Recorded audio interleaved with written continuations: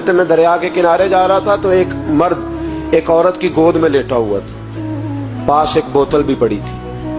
تو میں دل ہی دل میں کہنے لگا یا اللہ تیرا شکر ہے، نہ میں اس طرح عورتوں کی گود میں لیٹتا ہوں، نہ میں شراب پیتا ہوں. کہتے میں سوچ رہا تھا، دعا مانگ رہا تھا، اچانک طوفان آ گیا. ایک کشتی دریا میں آ رہی تھی، وہ کشتی ڈوب گئی، 5 مسافر گر گئے.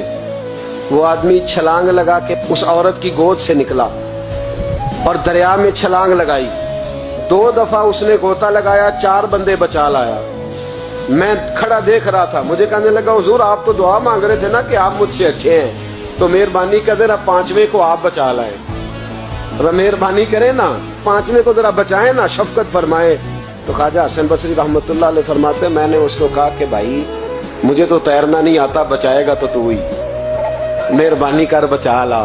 کہتے ہیں وہ چھلانگ لگا کے اندر گیا اور 5ویں کو بھی بچا لایا اور آ کے مجھے کہنے لگا حضور آپ نے ایک زیادتی کی، مجھے حقیر جانا، میں تو آپ سے فیض لینا چاہتا تھا اور آپ نے مجھے بدکار اور شرابی سمجھ لیا.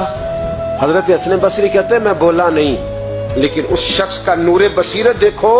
کہنے لگا حضور جس کی گود میں لیٹا ہوں پوچھ تو لینا تھا میری کیا لگتی ہے، اور بوتل میں پوچھ تو لینا تھا ہے کیا.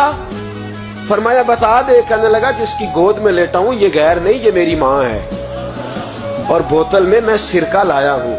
میری ماں نے میری تربیت کی ہے، میں صبح سے شام تک دریا کے کنارے بیٹھا رہتا ہوں، جو مسافر اترتا ہے میں نوکری کرتا ہوں. اگر روٹی کی ضرورت ہو تو کھانا دیتا ہوں، سرکہ دیتا ہوں، گھر جانا ہو تو وہ گھوڑا بندھا ہے میں چھوڑ کے آتا ہوں. کاش کبھی آپ سوچ لیتے، غور کرتے، توجہ کرتے. ہم تو 1 منٹ میں بدگمان ہوتے، سوچا ہی مسلمان نہیں.